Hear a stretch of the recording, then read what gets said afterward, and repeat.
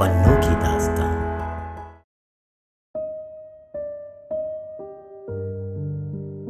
आप इतने दिनों से यहाँ क्यों नहीं आए केशव जी? सभा मंडप के बाहर निकलते निकलते कुसुम ने पूछा। मैं अपने मित्र बसंत के साथ बाहर चला गया था, केशव ने बसंत की ओर इशारा करते हुए जवाब दिया। कुसुम ने बसंत की ओर देखा, फिर जरा रुकती हुई बोली, क्या यही आपके मित्र बसंत हैं? मैंने जैसे इन्हें पहले कभी देखा है। कॉन्वोकेशन डिबेट में फर्स्ट प्राइज आप ही को मिला था। कॉन्वोकेशन डिबेट में फर्स्ट प्राइज जीतने वाला बसंत एक बालिका के सामने कुछ घबरा सा गया। उसका चेहरा लाल हो गया। उसने कुछ भी उत्तर ना दिया। केशव ने कहा, हाँ, प्राइज इन्हीं को मिला था। उसके बाद कुसुम, बसंत और केशव दोनों को शाम के समय अपने यहाँ चाय के लिए निमंत्रित करके अपने पिता के साथ कार पर बैठकर चली गई।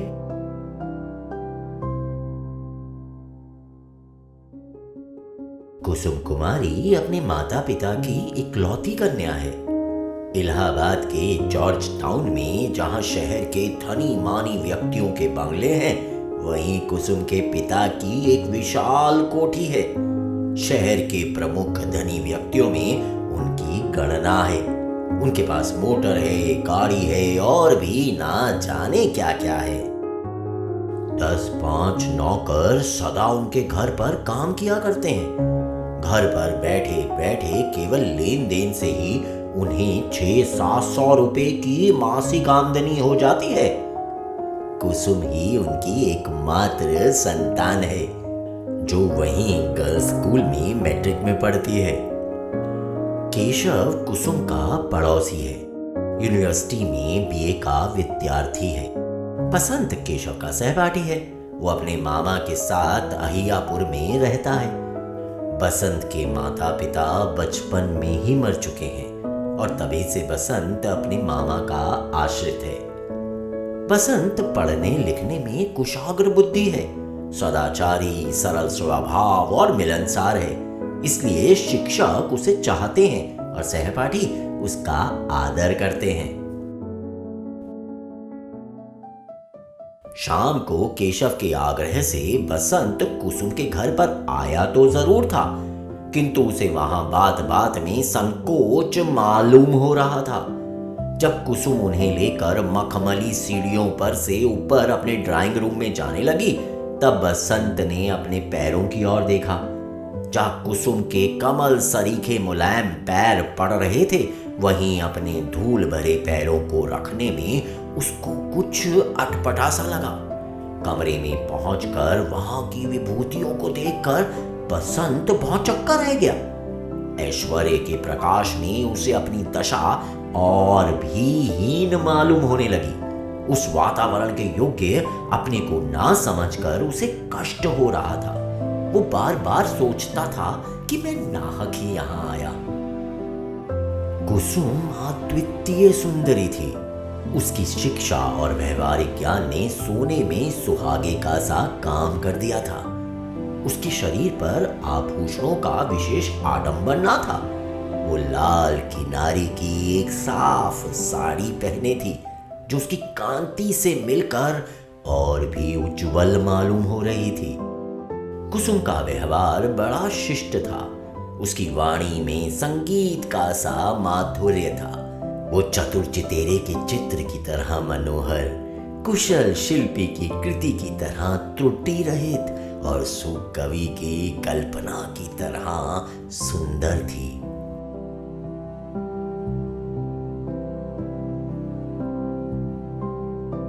बसंत के जीवन में किसी युवती बालिका से बातचीत करने का ये पहला ही अवसर था।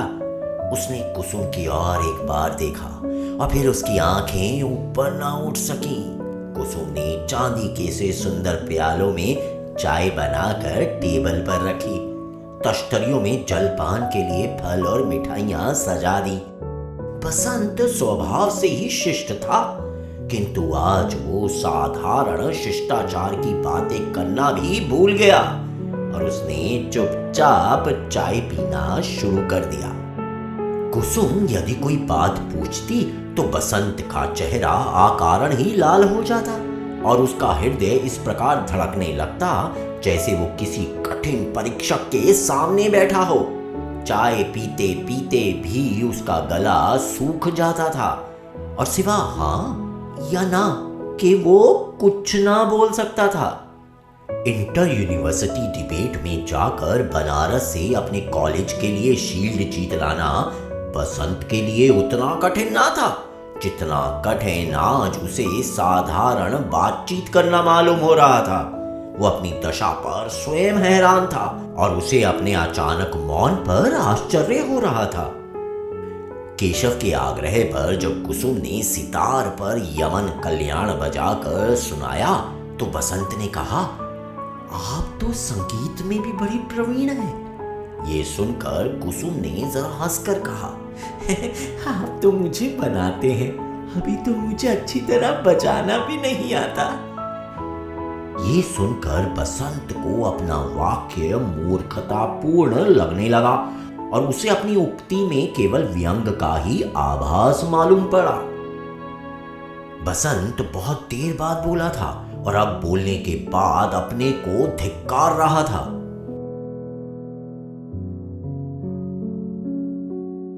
बसंत जब वापस आया तो उसे कुछ याद आ रहा था कि जैसे कुसुम ने चलते समय उससे कभी कभी आते रहने का अनुरोध किया था, किंतु वो अकेला कुसुम के घर ना जा सका और एक दिन फिर केशव के ही साथ गया। इसी प्रकार बसंत जब कई बार कुसुम के घर गया तो कुसुम ने देखा कि बसंत भी बातचीत कर सकता है। उसकी विद्वता और योग्यता पर तो कुसुम पहले से ही मुग्ध थी।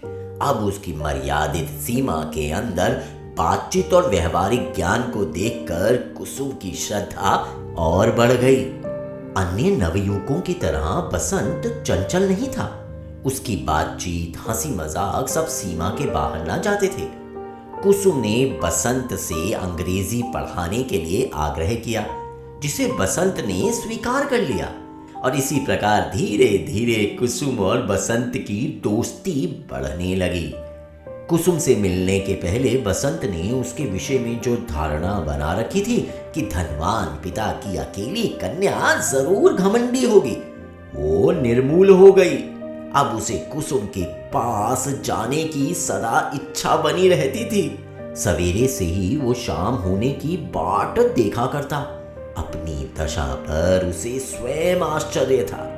कुसुम मैट्रिक पास हो गई और बसंत बीए, किंतु दोनों ही ने आगे पढ़ना जारी रखा।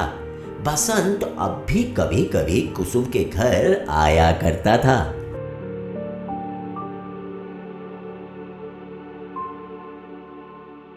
एक दिन बसंत ने सुना कि कुसुम का विवाह मई के महीने में होने वाला है। बसंत समझ ना सका कि ये सुनकर उसका चित्त अव्यवस्थित सा क्यों हो गया। उसने कभी स्वप्न में भी ना सोचा था कि कुसुम के साथ उसका भी कोई संबंध हो सकता है। अपनी और कुसुम की आर्थिक स्थिति में जमीन आसमान का अंतर वो देखा करता था और कभी इस प्रकार की असंभव कल्पना को ना लाने के लिए उसे अपने ऊपर विश्वास था। कुसुम उसके लिए आकाश कुसुम थी। उसे छूने तक की कल्पना बेचारा बसंत कैसे करता। अदरक के व्यापारी को जहाज की खबर से क्या मतलब, और यदि जहाज की खबर सुनकर उसे सुख दुख हो तो आश्चर्य की बात ही है। बसंत यही सोच रहा था। बसंत कुसुम से दूर दूर रहने की सोचने लगा, किंतु ज्यों ही शाम हुई वो अपने आप को रोक ना सका। निकला तो वो टहलने, लेकिन टहलता हुआ कुसुम के घर जा पहुंचा। जब वो कुसुम के घर पहुंचा तो कुसुम वहां ना थी। वो ड्राइंग रूम में बैठकर एक एल्बम के पन्ने उलटने लगा। उसकी दृष्टि एक चित्र पर जाकर एकाएक रुक गई। वो बड़ी देर तक उस चित्र को ध्यानपूर्वक देखता रहा। उसका सिर चित्र के ऊपर झुक गया और आंसू की तो बड़ी बड़ी बूंदें गिर पड़ी। बसंत जैसे सोते से जाग पड़ा हो, उसने झट से जेब से रुमाल निकालकर चित्र पर से आंसू की दो बूंदें पोंछ दी और उसी समय उसकी नजर सामने लगे हुए बड़े आईने पर पड़ी। कुसुम उसके पीछे चुपचाप खड़ी थी और उसकी आंखें सजल थीं। बसंत कुछ घबरा सा गया। कुसुम पास की एक कुर्सी खींचकर बैठ गई। थोड़ी देर तक दोनों ही चुपचाप रहे।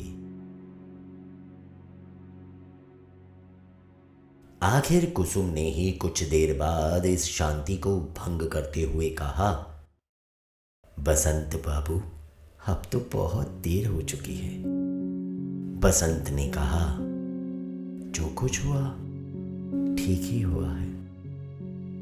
इसके बाद मिल्टन की पोयम की कुछ पंक्तियां जो कुसुम ना समझ सकती थी, बसंत ने उसे समझाई। बसंत अपने घर गया और कुसुम अपने पिता के साथ हवाखोरी के लिए।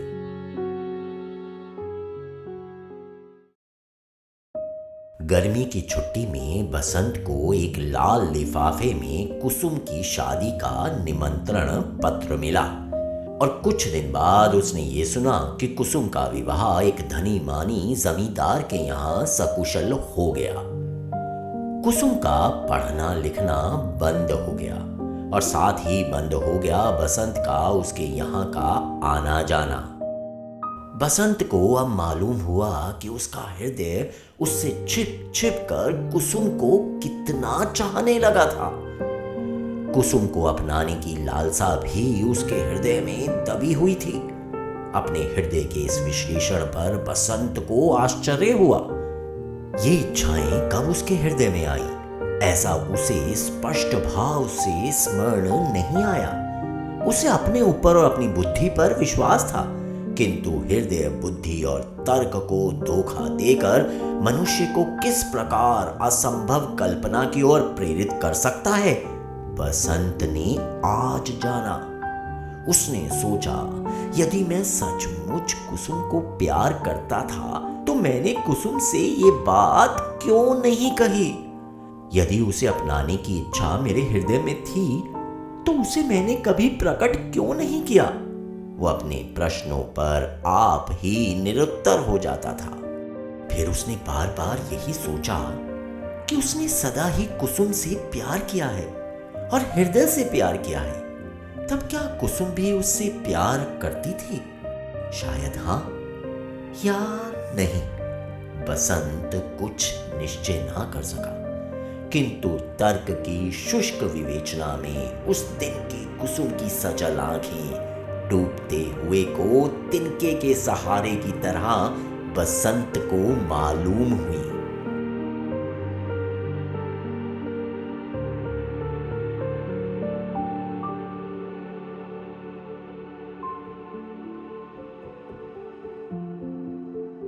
बसंत एमए पास करने पर लाहौर कॉलेज में प्रोफेसर हो गया और साधारण स्थिति में अपने दिन काटने लगा। उसे प्रोफेसरी करते करते 4 साल हो गए, किंतु उसके जीवन में कोई विशेष परिवर्तन ना हुआ।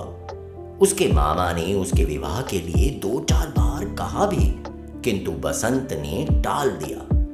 माता पिता तो थे ही नहीं जो उसे बार बार विवाह के लिए बाध्य करते। मित्रों ने भी यदि कभी बसंत से इसकी चर्चा की तो बसंत ने बात सदा हंसी में उड़ा दी। अपनी इस लापरवाही का कारण वो खुद ना समझ सकता था। विवाह ना करने की उसने कोई प्रतिज्ञा तो ना कर रखी थी, किंतु ना जाने क्यों उसका चित्त अव्यवस्थित था। विवाह की ओर उसका झुकाव नहीं सा था। इन 4 वर्षों में बसंत एक बार भी इलाहाबाद नहीं गया और बार बार इच्छा होते हुए भी वो वहां ना जा सका। उसके मामा की बदली लखनऊ हो गई थी। अब इलाहाबाद जाता भी तो किसके यहां? अपने क्लास के विद्यार्थियों को टाटा नगर के कारखाने दिखाकर जब बसंत लौट रहा था, उसे इलाहाबाद स्टेशन से जाना पड़ा। यहाँ एक दिन रुकने के प्रलोभन को वो रोक ना सका। सामान स्टेशन पर छोड़कर पहले वो अपने पुराने साथियों से मिलने गया। एक दो को छोड़कर उसे और कोई ना मिला। फिर वो जॉर्ज टाउन की ओर गया और उसके पैर अपने आप कुसुम के घर के पास जाकर ठिठक गए। दरवाजे पर वही पुराना चौकीदार बैठा हुआ हाथ में तंबाकू मल रहा था। बसंत को देखते ही वो उठकर खड़ा हो गया और बोला, अरे बहुत दिनों बाद आए भैया। और बिना बसंत के कहे ही अंदर खबर देने चला गया। बसंत जाकर उसी ड्राइंग रूम में बैठ गया जहां वो बहुत बार कुसुम के शिक्षक के रूप में बैठ चुका था।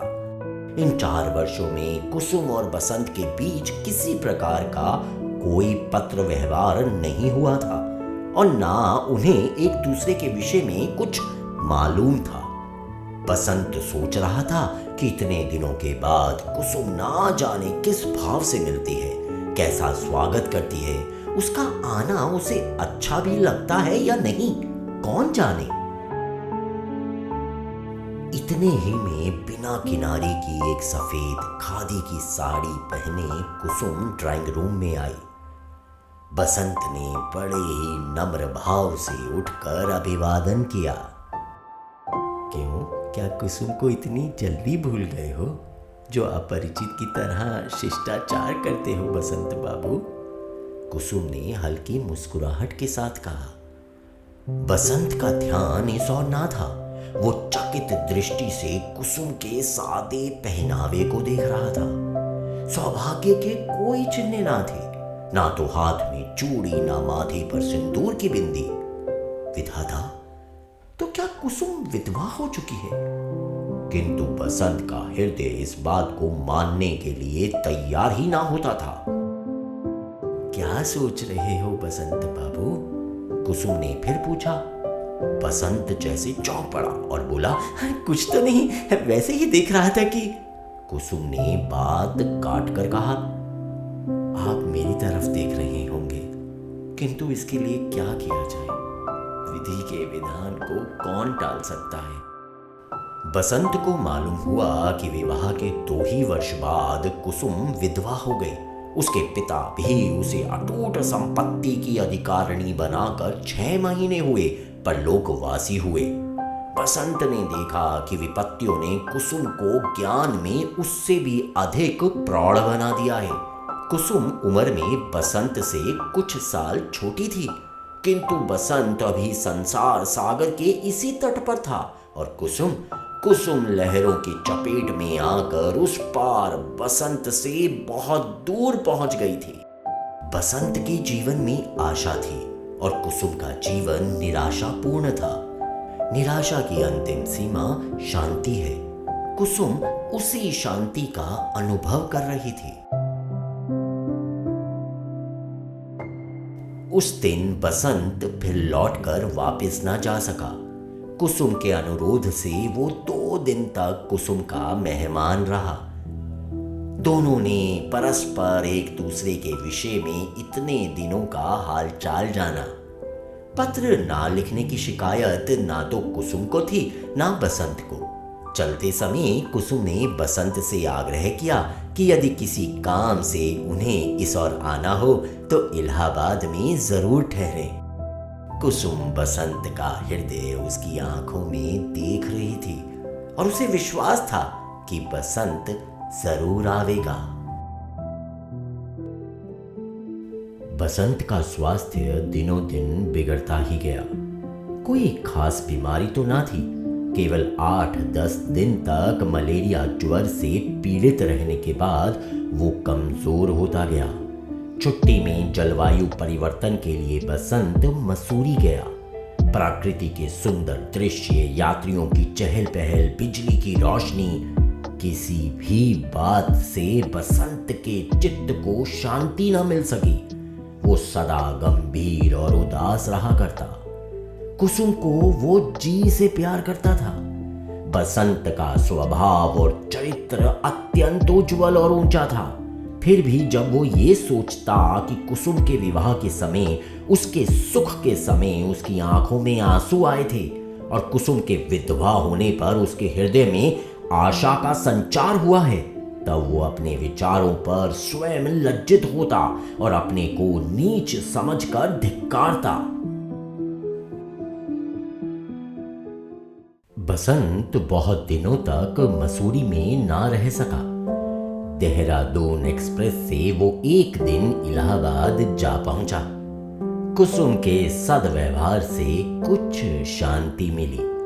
कई दिनों से बसंत कुसुम को कुछ कहना चाहता था, किंतु कहते समय उसे ऐसा मालूम होता जैसे कोई आकर उसकी जबान पकड़ लेता हो। वो कुछ ना कह सकता था। एक दिन बगीचे में कुसुम बसंत के साथ टहल रही थी। दोनों ही चुपचाप थे। बसंत ने शांति भंग करते हुए कहा, कुसुम, तुम अपना सारा जीवन इसी प्रकार तपस्विनी की तरह बिता दोगी? क्या करूं, ईश्वर की ऐसी ही इच्छा है, कुसुम ने शांति से उत्तर दिया। बसंत बोला, किंतु इस तपस्या को सुख में परिवर्तित करने का क्या कोई मार्ग नहीं है? कुसुम बोली, क्या मार्ग हो सकता है बसंत? तुम ही कहो ना, मेरी समझ में तो नहीं आता। बसंत ने धड़कते हुए हृदय से कहा, पुनर्विवाह, जैसा कि तुम्हारी सखी मालती ने भी किया है। कुसुम को एक धक्का सा लगा। उसका चेहरा लाल हो गया। उसने दृढ़ता से कहा, लेकिन बसंत बाबू, मुझसे तो ये कभी ना हो सकेगा। बसंत चुप हो गया। वो रह रह कर अपनी गलती पर पछता रहा था। बसंत ने साहस करके इस नाजुक विषय को छेड़ तो जरूर दिया था, किंतु वो डर रहा था कि कहीं कुसुम की नजर से वो नीचे ना गिर जाए। दोनों चुप थे। दोनों के दिमाग में एक प्रकार का तूफान सा उठ रहा था।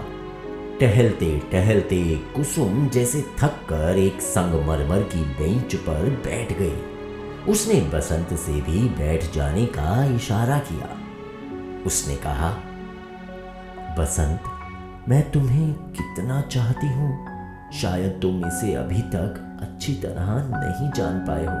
बसंत के हृदय में फिर आशा चमक उठी। वो ध्यान पूर्वक उत्सुकता के साथ कुसुम की बात सुनने लगा। कुसुम ने कहा, तुम भी मुझे पहले से ही चाहते थे। ये बात मुझसे छिपी न रह सकी। उस दिन ड्राइंग रूम में अपने आप ही प्रकट हो गई। लेकिन ये प्रकट हुई बहुत देर के बाद, जब उसके लिए कोई उपाय शेष ना था। उसके बाद बसंत, इन 4 लंबे वर्षों की अवधि में भी मैं तुम्हें भूल नहीं सकी हूं, जैसा कि तुम देख रहे हो। बसंत का हृदय जोर से धड़क रहा था। कुसुम ने फिर कहा, इतना सब होते हुए भी बसंत, मैंने निश्चय किया है कि मैं कभी पुनः विवाह ना करूंगी। अपने माता पिता और अपने स्वामी की स्मृति में कलंक ना लगाऊंगी। तुम्हारी और मेरा शुद्ध प्रेम है, उसमें वासना और स्वार्थ की गंध नहीं है। बसंत हताश हो गया। कुसुम ने फिर कहा, कहानियों की तरह क्या प्रेम का अंत विवाह में ही होना चाहिए बसंत? बसंत कोई उत्तर न दे सका। उसने देखा कुसुम प्रेम की दौड़ में भी उससे बहुत आगे निकल गई है। बसंत अपने को स्वार्थी और ओछे हृदय का समझने लगा। उसे ऐसा मालूम हुआ कि कुसुम बहुत ऊंचे से किसी दूसरे लोक से बोल रही हो, जिसे बसंत कुछ समझ सकता है और कुछ नहीं। इसके बाद बसंत और कुसुम के बीच में इस विषय में फिर कभी कोई बात ना हुई, किंतु बसंत अब भी समझता है कि कुसुम का तर्क सत्य नहीं है। किसी सुकवि की कल्पना की तरह ये सुंदर जरूर है, पर उसमें सच्चाई नहीं है। परंतु इस प्रकार के विचार आने पर वो स्वयं अपनी आंखों से नीचे गिरने लगता है। उसके कानों में बार बार कुसुम के ये शब्द गूंजने लगते हैं, क्या प्रेम का अंत कहानियों की तरह विवाह में होना आवश्यक है?